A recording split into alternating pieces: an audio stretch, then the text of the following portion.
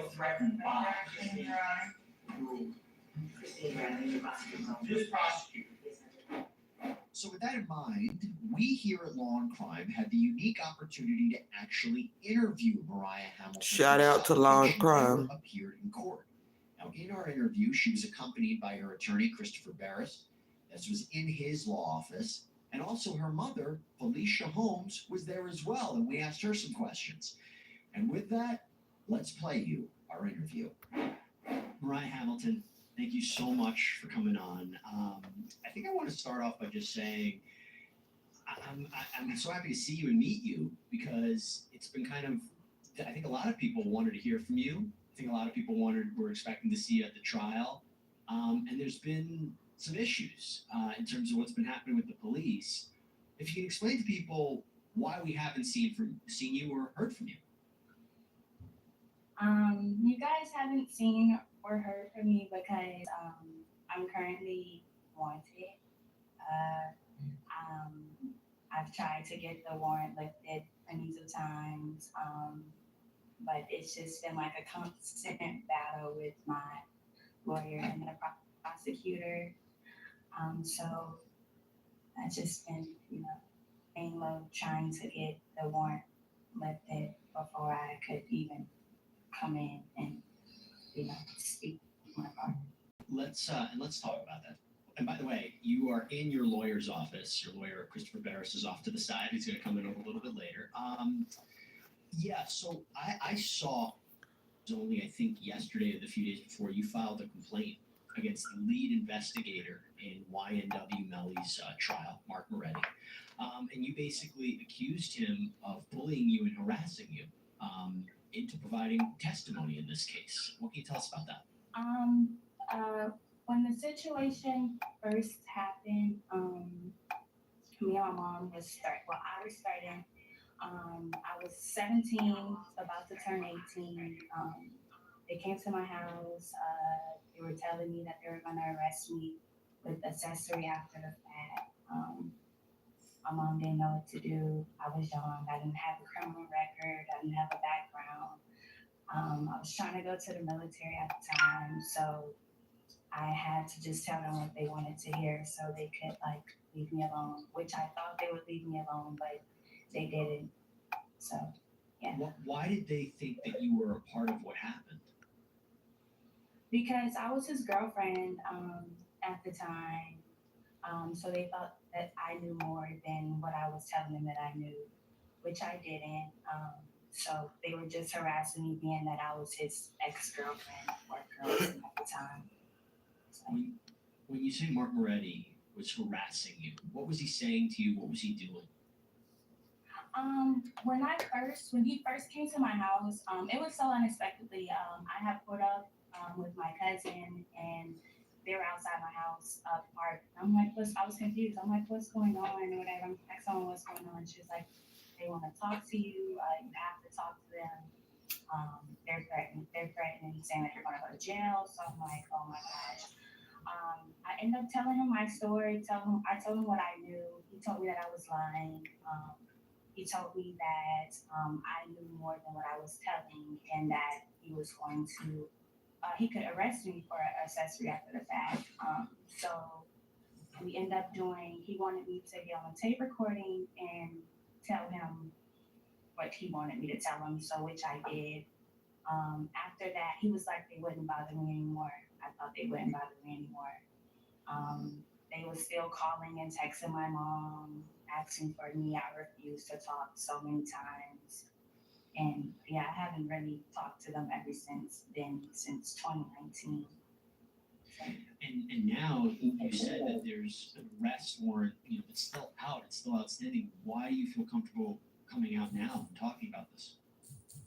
Because I just want people to know that I'm not running because of any money or anything like that. It's because I don't want to go to jail for something that I did. I don't want to go to jail for something that I didn't do or something that I'm not a part of.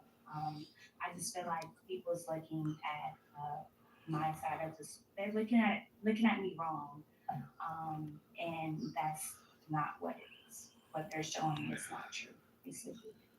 You want to clear the record. So you file this complaint against Mark Moretti. What are you hoping happens there?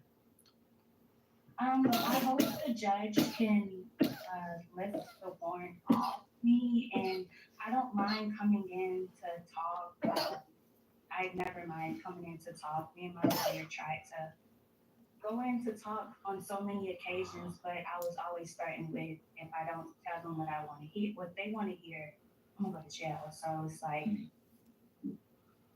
I never went to jail before, so that's my main concern right now. Oh, I get it. Let's talk a little bit about YNW Melly. So first of all, how did you meet him and when did you meet him? I met him. I was 15. Yeah, I was 15. I met him through mutual friends. Um, it was my homecoming night. He had just got out of a program. Yeah, he had just got out of a program. We met through mutual friends. He was like, his friend was telling me that he wanted to see me after homecoming. So me and my friends like, okay, we'll link up with you guys after homecoming or whatever like that. So instead of us going to like, after homecoming, we go to after parties. We end up like hanging out with them. And ever since that night, me and him just been cool. Like we just been close ever since. And Was it like love at first sight? Like you thought he was attractive or like? I wouldn't say me, but for him, He was. He gave me weird. Like when we first met, I thought he was weird. My friends was like, he just really liked you. I'm like, I don't know, but it was cute, but it was like weird to me at the same time. Well, you were so young, right? Yeah, I was 15. I was 15 and he was 17, I think. Yeah, he was like 17. Oh, yeah. What's he like? Like, what's his personality like? Because I think there was a lot made during the course of his trial about his demeanor, smiling in the courtroom, praying, kissing up in the sky. What's he like? He's just he's different. Like he's a very outspoken person. Like he doesn't mean no harm, but he's really different. Like he's always lighting up the room, like regardless. Like if he's even going through something, nobody would tell because he don't show it. Like he shows it differently. So he's different from me. He's different. He's goofy. Yeah. What was your relationship like with him? We was good. Our relationship was good, but we had some bad times too. I wouldn't say we was always good. We had our differences, which any other couple had. But our relationship was good. We was like best friends. He'd tell me anything, I'd tell him anything. When I'm going through stuff, he'd be there for me. When he's going through stuff, I'd be there for him. Okay. Are you guys currently talking at all, communicating? No. Yeah. Is it because of what happened? I honestly, it's not even just because of what happened. I just think, this might not be the right time for us with the relationship part as of right now. So yeah, maybe we could come along in the in the meantime or in the long run in the future. But as of right now, I'm trying to get myself together, and I know he have a lot going on. So it's like. Has he tried to reach out recently? No. A big part of this case was talking about, is it possible YNW Melly would shoot his two friends? And the question became, is he violent? Have you ever seen him violent in any way? No.